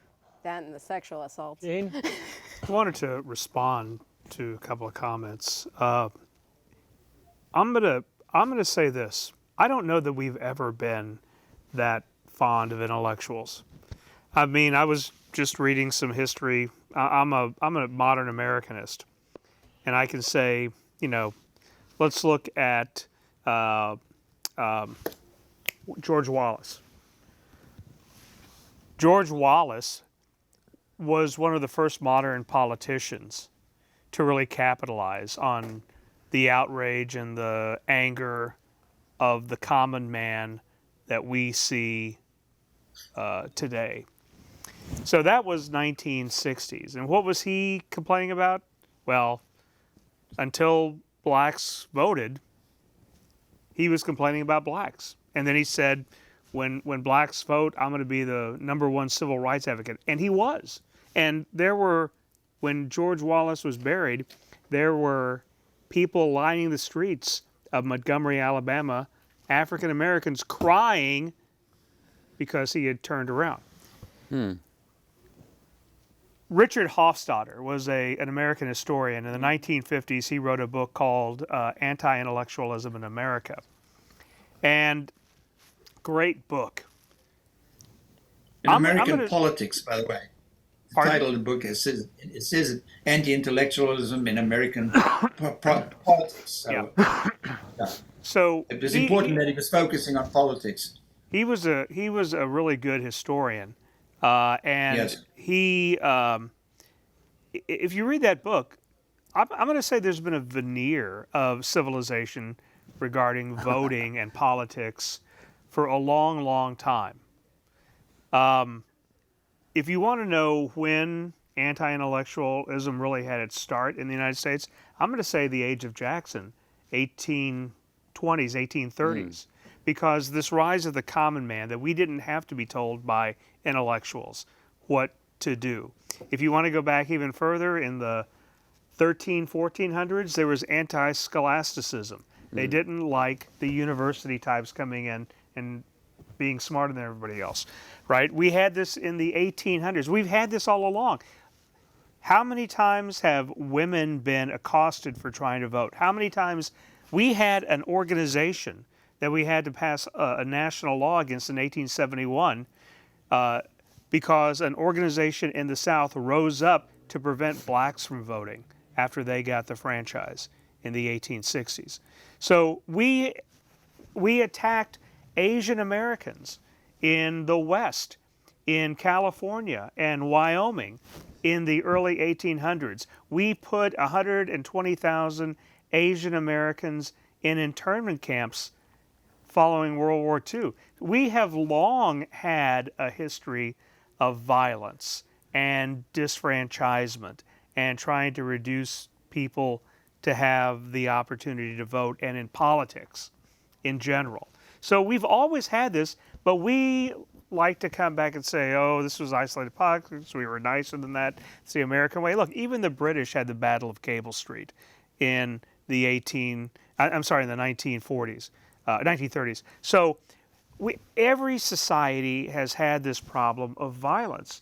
Now, we don't have it as markedly as some third world countries, but I would say until January the 6th. And then I could not believe what I was seeing. I thought that was the nadir of American political civility. And I was so ashamed for our country that we behaved like that. And I hope we don't do that again. It was a day of love. Sorry? I have That's a little what I'm bit. told. I have a little bit different perspective on January 6th. And, you know, people look at it from a couple of different perspectives normally, you know, from, you know, the Democrat perspective or the Republican perspective. I'd like people to consider January 6th from the FBI's perspective. It was like Christmas for the FBI. You know, the FBI has been trying to go after these white nationalists since Ruby Ridge and OKC, the federal building in Oklahoma City. There was probably a couple of dozen people in the crowd that day that were on the terrorist no-fly list. Okay, that means that there was probably 3 full-time FBI agents on each one of those folks, and so I could only imagine that there was probably 50 FBI undercover agents, you know, in that crowd, which explains why the cops were probably, you know, ordered to, you know, don't shoot anybody, and a lot of people that probably deserved to be shot didn't get shot because cops were afraid they might shoot an FBI undercover agent. And so that was nothing but net. 900 of these guys. I mean, it couldn't have happened in a better place. Cameras on every corner in Washington, D.C. They took their merry time to put paper on these people, put them in jail, and they got them. Of course, the FBI is not going to come out and say, ha ha, look what we did, you know, because a lot of those people are still undercover in a lot of these white nationalist groups, KKK, Nazi kind of people. And, you know, I say, you know, do it again. You know, let's put another 1,000 of these people in jail. Well, and actually that circles back around to the social media thing too, because I love it when people doing illegal things post about it online. Because you're like, you literally just turned yourself in. Facebook strikes again. Facebook strikes again, right? It wasn't even just Facebook, it was Instagram. I honestly think January 6th taught a huge lesson to law enforcement and all these other agencies. I think intelligence agencies like CIA have already been there because they've been utilizing it in China forever. But the rest of the agencies, because hilariously none of them talk to each other, you know, but it's like they suddenly realize, you know what? People are going to tell on themselves. We just have to look at their social media page. So we could like trace these people. They're going to post on like 4chan. They're going to They love to brag. They're going to have that selfie with the guns and the ammo they just picked up at the local Walmart. Give them enough rope. You know, so it's like, on the plus side to the intelligence community, social media is great.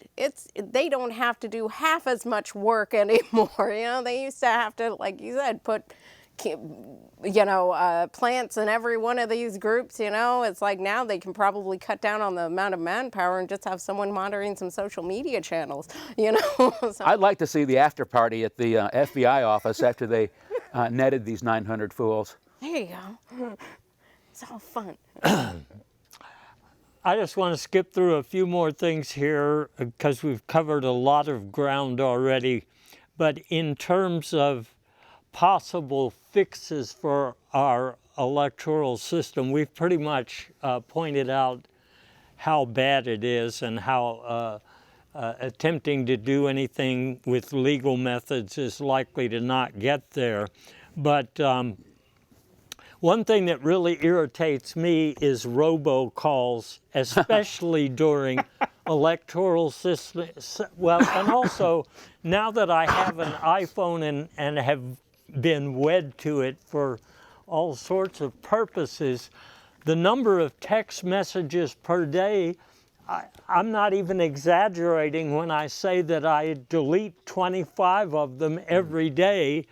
And if you say, stop, get me off this list, that just gets you on another list of people who got dropped from this one so that you can get on to the next one. But my point would be here on robocallers, is there anything we could do to stop it? Because sometimes we talk about how they lie in public and they lie making speeches and doing all of this stuff, but some of the robocall information is obviously designed to make people do stupid things. Does that even work? I mean, we're talking about propaganda and whether or not it works, and the commercials, I think, work, and the fake social media works. But I've got an iPhone, and it's an older one now, but there's a setting that you can get it to not ring if you don't know the caller, if the caller's not on your list. And so How many people know about that, though? I don't know, but it was like the greatest. It has changed my life. Yeah. Because I used to be like, it would ring. I would get all these, and I found this setting. I turned it off. I don't get bothered by people I don't know. No telemarketers, no robocallers, no bill collectors. No, it's nobody, right? It's wonderful. Find the setting, implement it. But I mean, I just don't answer. I miss Lake. I don't. Well, I don't answer any answer calls either because since I'm an engineer, I have no friends, so I don't have to worry. So I don't have to worry about people I know calling me. I wish so. I had that problem. Well, we've talked about social media and things like robocalls as being deleterious, but one of the things that also has come up is the discussion of what capitalists do normally on the basis of just expanding their business. And by taking a hands-off approach, I think the social media, especially the Facebooks and so forth, have done a great deal of damage. For example, I see on Facebook or YouTube or whatever, if I want to just keep up with friends, I get noticed 10 times a day that if I'm 35 years old, I can get a free Gibson guitar, and all I have to do is, but bank, all you do is you go to that site and then they've got your number.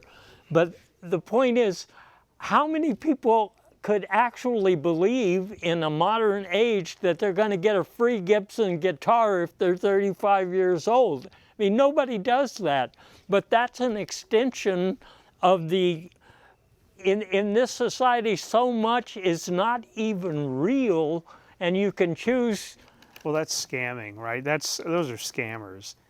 But and I say that's one reason that it's so bad, is when you take a hands-off approach. Because I've complained to Facebook, I say, take this down, take this one down, and there's 20 more just like it. They're reading from the same script, and they don't take it down because that's part of the hands-off policy, and somebody can advertise anyway. I don't guess there's much we can do about it, and I don't guess we can jail robocallers. We can turn off the calls, but... Well, there are actually ways you can sue people for harassment and stuff. So and on my Draft Colby site, we used to say life in prison for making a robocall. And I would be serious. Life in prison if you do that with the intention of deceiving people. Why not? So we can blame the snake oil salesmen for what we have in society today, because when they came into town with their wagon with all the little fancy oils on there, they convinced people your fancy iPhone. that if you take this, it was gonna change your life or whatever. And someone would take it and they would say, it made me feel better. And then on by his wagon, it's a long line of people want the same thing. What did you sell him? Yeah. And there's some true science to the subjective idea that if you tell someone that's sick, that if you give them this, that it will make them better. They do it in, what do they call it in medical science? They give one person the real. Placebo.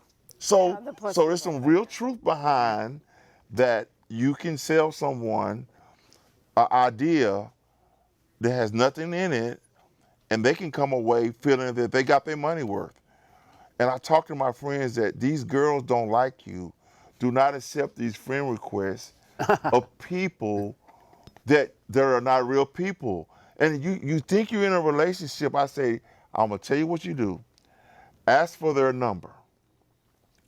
Get off the site and try to go offline and ask for a physical number and watch they tell you the same thing, and you'll know that that's catfishing. Danny, are you trying to tell me that Cindy Lauper really doesn't want to be my friend? And you should see the shock on my friends' face when I tell them that this person that they've been interacting with, that they show in this picture of this amazing person that thinks they're, I said, dude, that's a guy that looks like me. Again, I have a quick scammer story. For a while back in like my modeling days, somehow my modeling pictures got stolen and they were used to scam all these women on like Match.com and stuff. And I'd say, geez, and then I'd realize, wait a minute, I use the same pictures. I never get any replies. Have you ever had to go back to them, you know, if they come to you and they're like, you are the father? And it was my favorite was I was Ronald Schwartz. I was in Nigeria working for a German engineering company, and somehow the payroll was messed up. So if they just sent me a couple $1,000s, I could get the payroll fixed up and make it back to the U.S. and live happily ever after. Yeah, so. I have a friend who's a Nigerian prince. I send mine to all the time. But I'm in a committed relationship with a Russian hacker right now. But the things we hate works for people in a productive way. So like if you get rid of it, some people are using it as a useful tool and doing it the right way, and some people are not. So you say just get rid of all of it, and then these people suffer from the regulations. But I want to make this other point. In 2009, we had the Tea Party.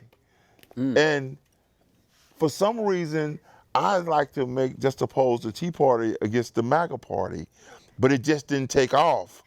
But it's just like Newt introduced the divide. These things didn't just happen where we are today. They were set up. And in like we have the historian here, the same playbook is being used, that's been used before. So it's really like nothing new going on. People are just looking at what's been done before, and it's just a new version of it. Because psychologically, human beings still respond in the same way hundreds and hundreds of years later. Copy paste. I think that the Democrats can take some valuable lessons from what happened between Trump, the Koch brothers, the Tea Party, and basically there was a hostile takeover. Trump came in first. The Koch brothers set up the Tea Party. They bought and paid for it. They paid for the bus. They ran it around. And Trump came in and took that toy away from them. He took their basketball away. And then he proceeded to do the same thing with the Republican Party. Okay, so this is a hostile takeover of two Republican institutions by Trump. And I think that the progressives can, learn from that. And they're basically, I believe we need to take over the Democratic Party. And we're already doing it. The progressives are in the ascendancy, that progressive caucus. And, the neoliberal caucus, the Clintons and Pelosi's and all that, their numbers are going down, even to the point where a lot of neoliberal Democrats are starting to caucus with the progressives because their numbers are going up. And so I'm against third parties just because we don't really have a democracy. And anytime you have a third party, it's a spoiler party. And the only way forward out of this mess is for progressives to take over the Democratic Party. So on that note, I'm going to jump in here and give you some statistics right now. So this is an election show. So currently, Kamala Harris, 112, which is 46.3%. I think that's kind of off on the numbers there. Donald Trump is 210, 52.5. Then you have the Senate races, which is Democrats at 37. And then you have Republicans at 48. So they're still counting. Like, I don't think we're going to get all the numbers tonight. Oh, that just went up too. So you have the House, 93 versus 140. And you have the governors, which is 22 versus 26 on the Republican side. Well, and also we should point out that so far Michigan and Wisconsin haven't been called yet. Right. And none of the West Pennsylvania- Coast. None of the West Coast. Pennsylvania their polls are seems to still be open, aren't they? leaning toward Trump right now. Yeah. There's And- certain states that they assume, but they haven't finished counting. Have they counted all the 78 million mail-in ballots? I very much doubt that we're going to have a full count before the end of the weekend. Trump was ahead 200,000 votes at this time last year Yeah. and lost. Oh, yeah. So whatever he's winning by now in Pennsylvania is way less than what he was winning this time 4 years ago against Biden. Yeah, It could take up to did- 4 days to count Pennsylvania because they don't count their mail-in votes until the day of the election. And so that's a big state.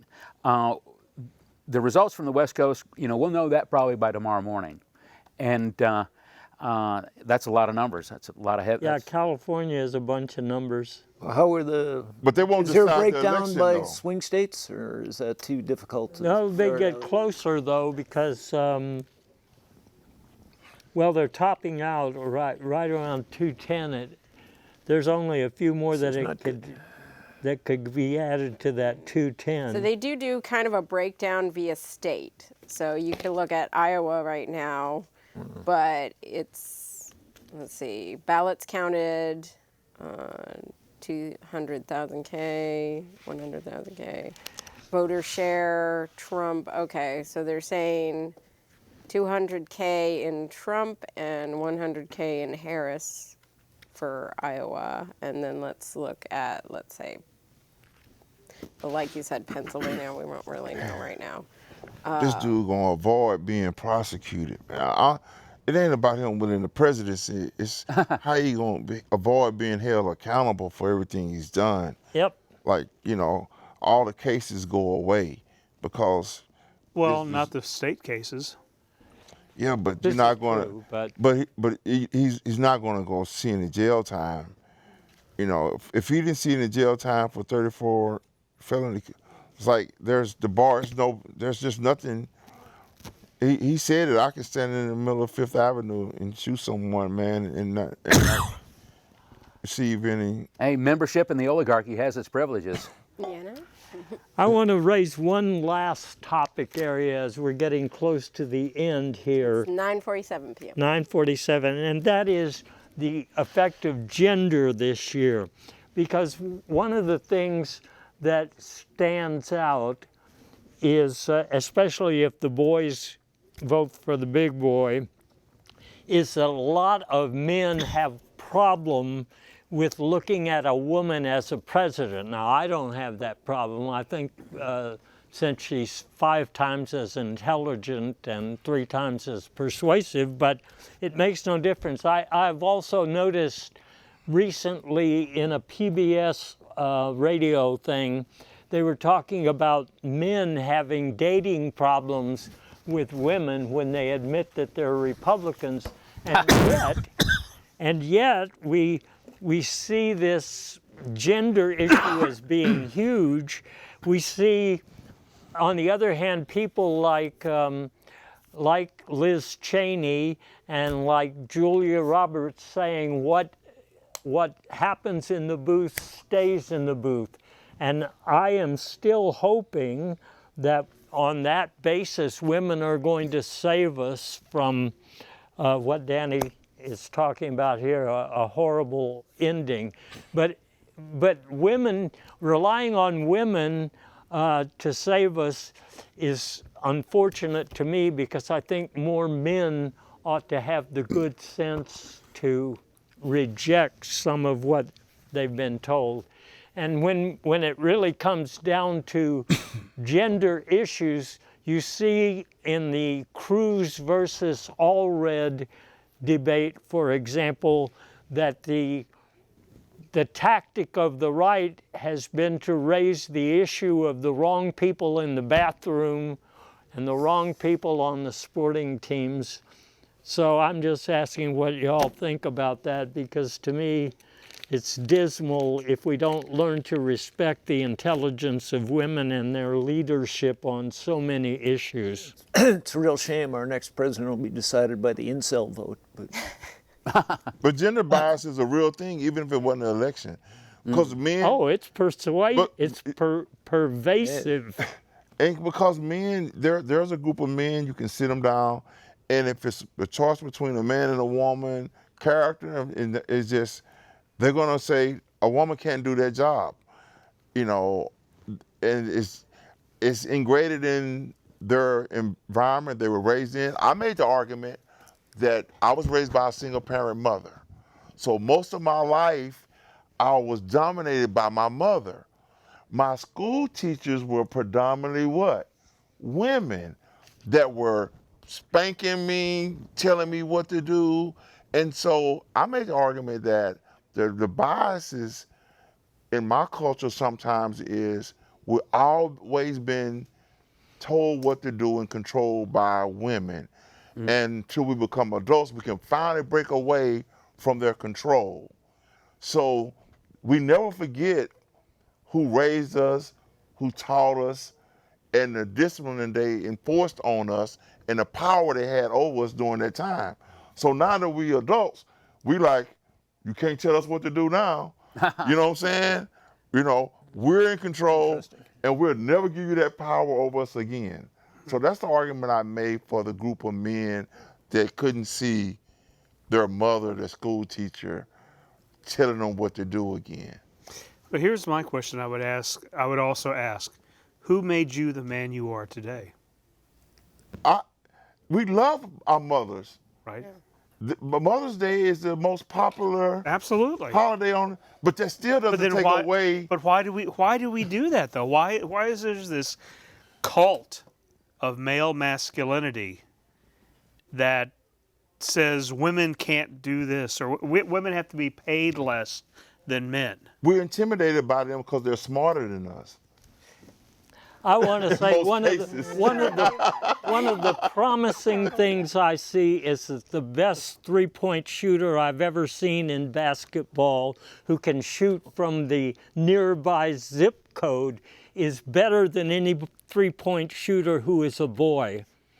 Do you know, Anyway. do you know the record held by the longest poo ever taken is by a woman? What? Well, that's That's certainly the highlight. That's certainly. That's what we need for President Hurd. Okay, folks, I'm going to say this. That's the highlight of the show tonight, I must say. The other women you have are, the last comment because apparently we're almost done. women are also better shots than men with guns. There you go. They have better eye-hand coordination and aim accuracy. So I not only look would we have forward better with guns, Bell. So I'm in I look more forward trouble to than I the think. day when You are. we will have a woman president, and I hope it's I hope it's tomorrow. soon. But It's 9:53. yes. And he keeps telling me that I have to wrap it up. So You got a little more, but 4 minutes. oh, I well, got one thing to add. He always So- does that to me. When you're talking about a patriarchy, it's not men versus women. You know, women enforce the patriarchy as much as Oh, men yes. do. I mean, especially in the single-parent households, women pass on the culture, and it's the whole culture that's patriarchal. And so, you know, it's not men versus women. You know, it's patriarchy versus the future. Amen. there you go. I think we've covered a lot of ground here. Does anybody want to make a final remark? You each would get about 15 or 20 seconds. Well, I just wanted to say good luck, guys, for the next 4 years.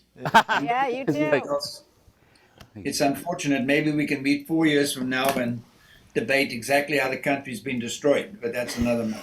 Well, maybe marijuana will be legalized by tomorrow in every state, and that'll help. That'll help. That will, yes. Yes. I want to say, as a U.S. Army veteran, honorably discharged, that we are not losers and suckers because we sign up and want to sacrifice our lives for the liberties that we have in this country. And I'm not going to say who said it, but whoever said it or had that thought or idea that because I joined the military that I was a loser and a sucker. Oh, man. And the many men that died, they were wrong for that. Yeah. They were wrong Right. for saying that. I suggest you keep your AK-47 well oiled. I'm just my He's an AR. engineering peeve is climate change is an existential threat to civilization, and less than 1% of the people gave a flying F about it in this election. So, Yep. I personally, I'll Hear, be hear. I'll be dead. I don't have any kids or grandkids who are the ones that are going to pay. I'll be dead. But It's because you're an engineer. Well, and the cockroaches. Well, as an engineer, you ought to work on a 250-year lifetime. But other than that, it's Thank certainly you, everyone.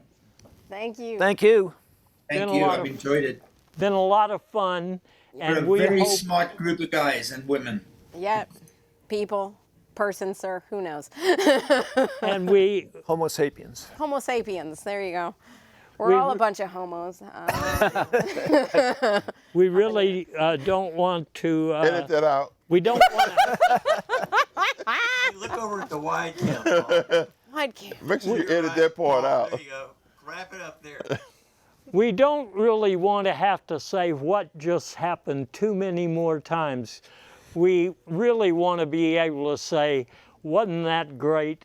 And we hope that when we wake up, all of us in the morning, that we'll have something nice to be thinking about, and that we'll have a future in which we can excel and at least breathe, and breathe easily. So don't give up the ship. And we're out. Woohoo! Great job. Great job.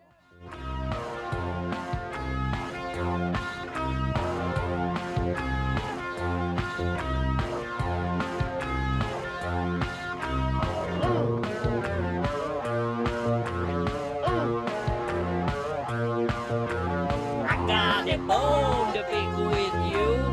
You take the cake and eat it too.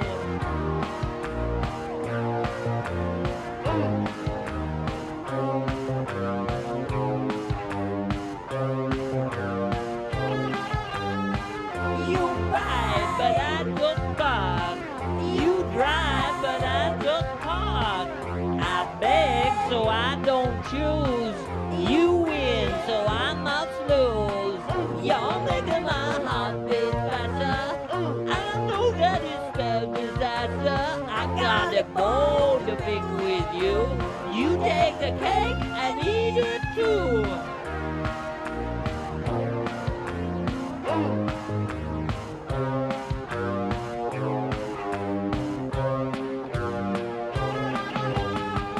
You plot and make your pitch. You bait and then you switch. Protest is overruled. You tax my molecules. You're second and then you're sully. You're gonna send me to my grave early. I got a bone to pick with you. You take the cake and eat it too.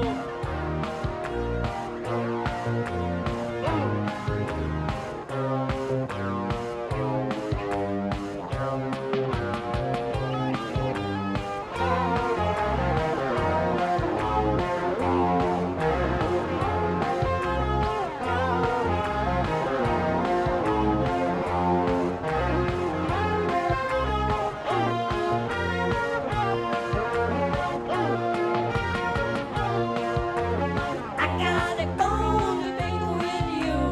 You take the cake and eat it too.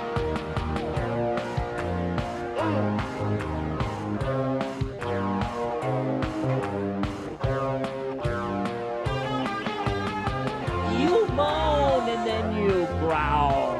I just throw in the towel. You run, but I just walk. We speak but never talk. They used to be copacetic. Now I need a paramedic. I got a bone to pick with you. You take the cake and eat it too.